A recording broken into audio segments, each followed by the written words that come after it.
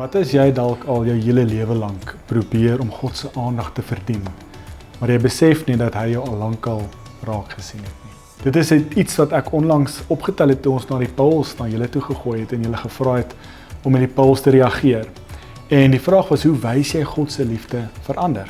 Die opsies was, en party van hulle gekies, julle bid, julle help mense, julle stuur boodskappe. Maar toe ek voorberei vir hierdie, te dink ek, of te wonder ek, waaruit groei hierdie liefde? Wat dalk 'n volgende puls sal wees vir julle. Want daar is 'n verskil tussen liefde wat uit vrees kom, as teenoor liefde wat uit genade groei. Dit is iets wat ek onlangs raak gelees het, of weer besef het met Genesis 6, die baie bekende verhaal van Noag. Nou, Noag se verhaal begin op 'n manier wat ons soms mislees, of ek vir baie jare misgelees het. Begin in vers 8 van Genesis 6. Noag het guns gevind in die oë van die Here. Daarna, vers 9, word Noag gekarakteriseer as iemand wat regverdig is, onberispelik leef en naby aan God wandel.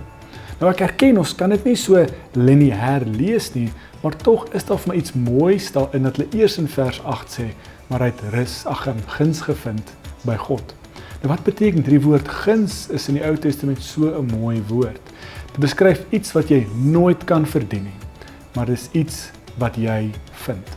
Wat vir ons so mooi beteken, jy ontvang guns, dit kom na jou toe, dit vind jou. As jy hierdie woorde saam met die vraag wat ons gevra het aan die begin, asook die verhaal van Noag, dan begin iets vir ons baie mooi duidelik opkom uit die teks.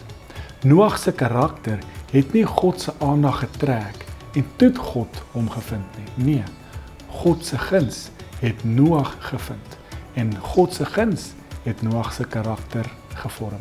En dit is dalk iets wat ons in ons eie lewe beleef. Ons dink dalk soms, as ek net meer bid, as ek net beter leef, as ek harder probeer, as ek dalk net goed genoeg is, sal God my miskien raak sien. Maar vandag sê Noag vir ons in Genesis 6, nee, God se oë sien eerste raak. God sien jou raak en dan word jou karakter verander. En dit is dalk waar. Dit is dalk liefde wat uit genade uitkom, eerder as uit verdienste. So vandag gaan huis toe en besef, ons hoef nie eers harder te probeer, of eers te presteer voor God ons raak sien nie.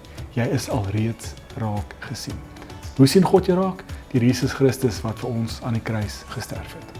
God se kruis is God se genade wat jou raak gesien het. Gaan leef vanuit daai genade, waar God jou gevind het, en gaan leef 'n lewe van liefde.